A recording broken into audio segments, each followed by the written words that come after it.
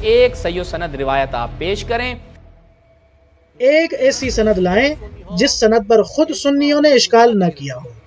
کچھ علماء نے جرت کی ہے، میدان میں آئے ہیں، ان میں سے جو پہلی شخصیت ہیں جن کا تعلق مکتب بریلویہ سے ہے، اگر کسی سند میں یہ شروط نہ پائی جاتی ہوں تو وہ سند معتبر نہیں ہوتی۔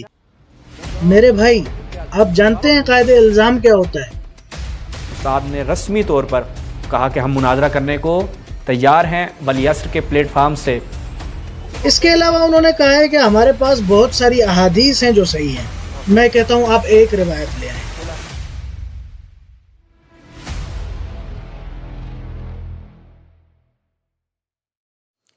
اعوذ باللہ من الشیطان الرجیم، بسم اللہ الرحمن الرحیم۔ تمام ناظرین کی خدمت میں السلام علیکم ورحمۃ اللہ۔ ناظرین، کچھ علماء اہل سنت کے اشکالات جو ہمیں ان کی طرف سے موصول ہوئے کہ جس میں انہوں نے بطور خاص جو ولی عصر کی طرف سے ہمارے استاد مناظر ہیں ان کو مخاطب کرتے ہوئے کچھ اشکالات کیے۔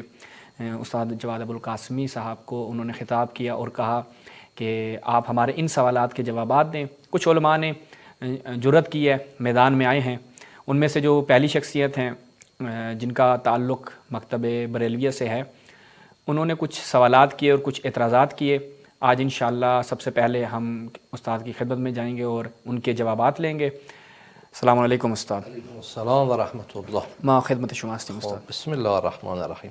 بسم اللہ الرحمن الرحیم۔ سننے میں یہ آیا ہے کہ ایک بریلوی مولوی صاحب نے میری تحدی کے جواب میں کہا ہے کہ آپ ہمارے ساتھ مناظرہ کیوں نہیں کرتے؟ کس نے کہا ہے آپ مناظرہ نہیں کریں؟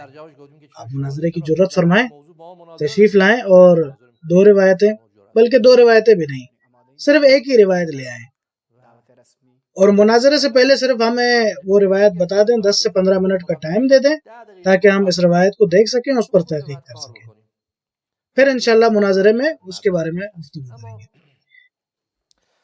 اس کے علاوہ انہوں نے کہا ہے کہ ہمارے پاس بہت ساری احادیث ہیں جو صحیح ہیں۔ میں کہتا ہوں آپ ایک روایت لے آئیں۔ عربستان کے علماء آئے، انہوں نے چیلنج قبول کیا، وہ نہیں لا سکے۔ اردن کے آئے، امارات کے عالم آئے، آپ بھی ایک کوشش کر کے دیکھ لیں۔ البتہ علی معاویہ صاحب ایک روایت لائے تھے اور اس روایت کی فاتحہ ہم نے پڑھ دی تھی۔ تحدی کے جواب میں انہوں نے 2 حدیثیں پیش کی ہیں۔ پہلی وہی روایت جناب عائشہ کی جو یتیموں کو مارا کرتی تھی، اور دوسری حدیث قرطاس۔ انہوں نے ہمیں مخاطب کر کے کہا ہے کہ اگر آپ حدیث قرطاس کو ضعیف قرار دیں گے تو جناب عمر پر جو شیعہ تان کرتے ہیں یا جو تانا دیتے ہیں وہ خود بخود ختم ہو جائے گا۔ میرے بھائی، آپ جانتے ہیں قاعدہ الزام کیا ہوتا ہے؟ مثال کے طور پر آپ ایک یہودی کو آ کر کہتے ہیں کہ تورات میں لکھا ہے کہ خدا زمین پر آ کر ایک نبی کے ساتھ کشتی لڑتا ہے، تو یہودی جواب میں آ کر کہے کہ اچھا آپ تورات کو مانتے ہیں، تو پھر تو تورات میں یہ بھی لکھا ہے کہ عزیر خدا کا بیٹا ہے، آپ اس بات کو بھی مان لیں۔ ہرگز نہیں، میں آپ کو اپنی مبانی سے ملزم ٹھہرا رہا ہوں۔ اس کا مطلب یہ نہیں کہ میں آپ کی مبانی کو مانتا ہوں۔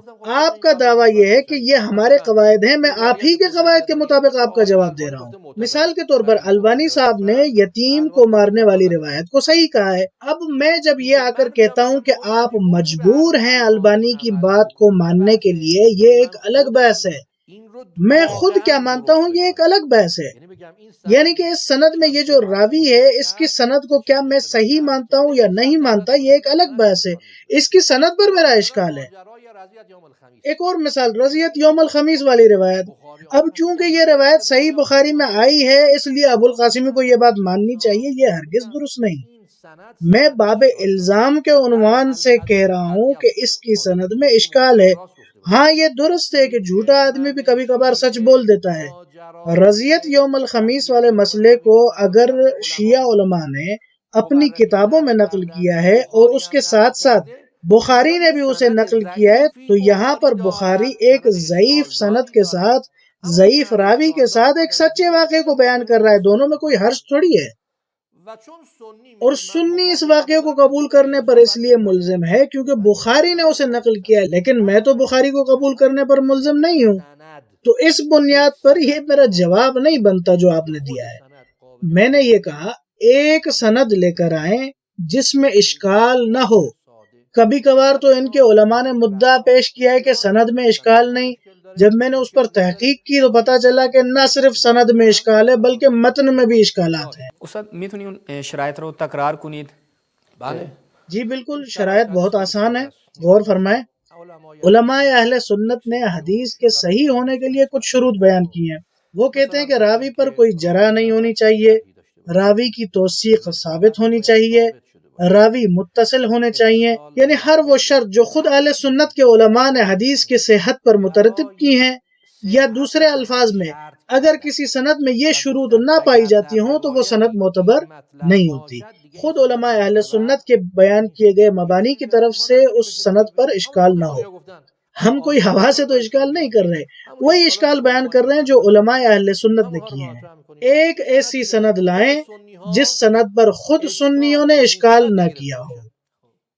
یہ جو ہمارے مولوی صاحب تھے کہ جنہوں نے ابتدا میں یہی اشکال کیا تھا، انہوں نے کہا کہ یہی دو روایات اگر یہ قبول نہیں کریں گے اس کو تو پھر جو اہل تسنن کے اوپر ایک طعن ہے وہ طعن ختم ہو جائے گا، ٹھیک ہے۔ تو استاد نے اس کی بڑی خوبصورت وضاحت کی کہ پہلے آپ کو جو ہے نہیں معلوم قاعدہ الزام کیا ہوتا ہے، تو انشاءاللہ ہم انتظار کر رہے ہیں کہ مولوی صاحب جو آپ نے مناظرے کی دعوت دی تھی، استاد نے رسمی طور پر کہا کہ ہم مناظرہ کرنے کو تیار ہیں، ولی عصر کے پلیٹ فارم سے آپ جب چاہیں ہم مناظرے کے لیے آمادہ ہیں۔ ایک صحیح سند آپ روایت آپ نے ہمیں دے دینی ہے اور 10-15 منٹ کا وقت جو ہے وہ درکار ہوگا تاکہ ہم اس پر ہمارے جو اشکالات ہیں وہ آپ کی خدمت میں رکھیں، مناظرہ کرنے کو بھی تیار ہیں۔ تو آپ کے دو چیزیں تھیں، مناظرہ کرنا، اس کو ہم نے قبول کیا، دوسرا آپ نے کہا کہ ان روایات کے متعلق، تو استاد نے بھی ان کا جواب دیا۔ اب ہم آپ کی طرف سے جو ہمارا سوال ہے، جو آج استاد نے دہرایا بھی، ہمارا سوال ہے کہ ایک صحیح سند روایت آپ پیش کریں کہ جس پر جو شرائط استاد نے بیان کی ہیں ان شرائط کے مطابق وہ صحیح روایت ہو، کسی قسم کا کوئی اعتراض اس پہ وارد نہ ہوتا ہو۔ ہم آپ کا انتظار کر رہے ہیں۔ بہت شکریہ۔ السلام علیکم ورحمۃ اللہ۔